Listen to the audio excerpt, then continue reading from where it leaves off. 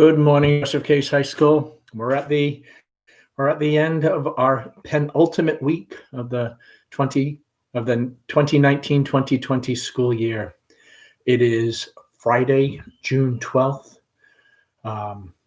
My goodness, what a year it's been, huh? So first of all, some thanks to families that continue to send me pictures from Case family graduation and their celebrations on Friday. I'll continue to share those with you if you send them to me.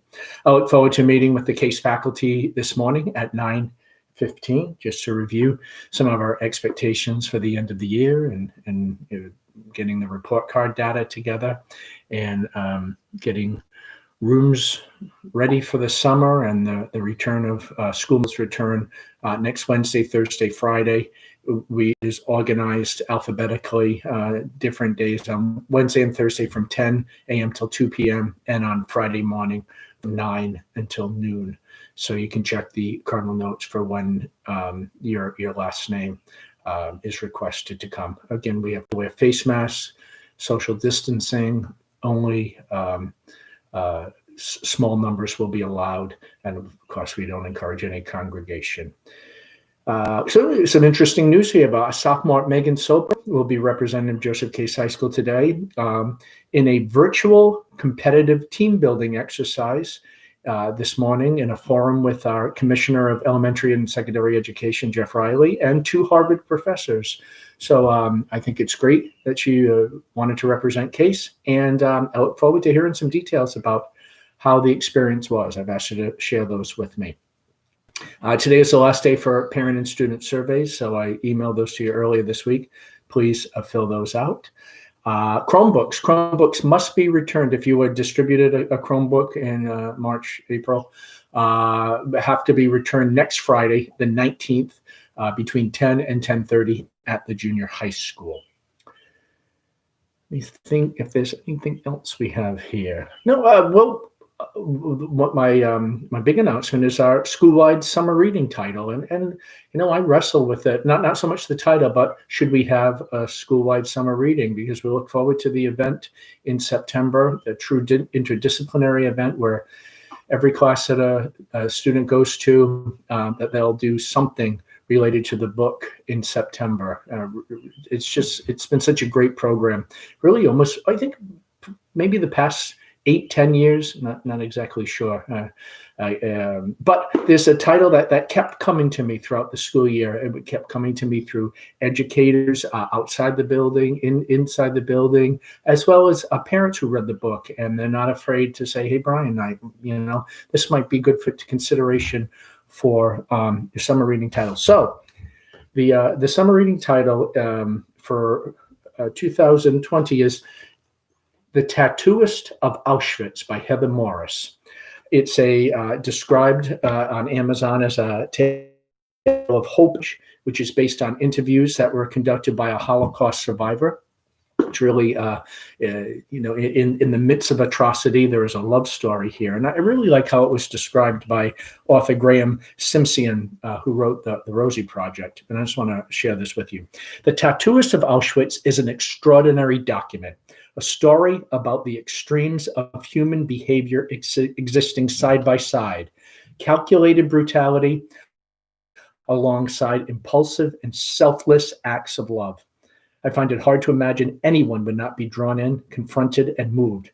I would recommend it unreservedly to anyone, whether they read 100 Holocaust stories or none. So I read it a couple months ago. I really, really enjoyed it. But I appreciated it and enjoyed the experience of reading it. So this will be our 2020 school-wide summer reading book here.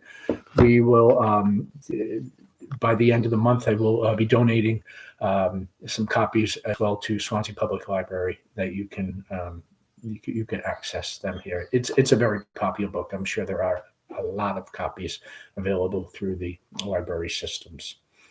So Friday, 10 o'clock. I don't know what kind of weekend it's going to be. I hear Saturdays good for weather.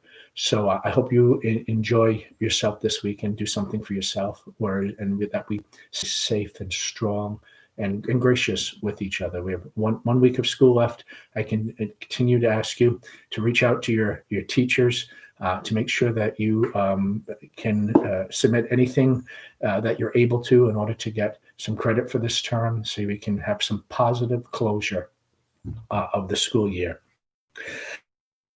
My comes is one that, so I have many resources for word of the day, and one is a calendar I had at school. And when I return to school, I might just rip off a couple days, and I words that speak to me, words that reflect something. So a couple weeks ago, came across this word, one I was familiar with, but I said, oh, that's a good word to share, and it's called galvanize. Galvanize is a verb meaning to shock or excite someone into taking actions. And ironically, I found it on a headline from last week's Washington Post. So the brutal video of George Floyd's death can galvanize a nation. So I thought it was, something in the universe spoke that I should be sharing this word, that it would come to me in one thing, and then I would see it in another venue. So galvanize, great word to shock or excite someone into taking action. Anyway, as I said before, please stay safe, stay strong, stay gracious. Please stay home if at all possible here. I don't like to read or hear about on the news that these corona cases are spiking again.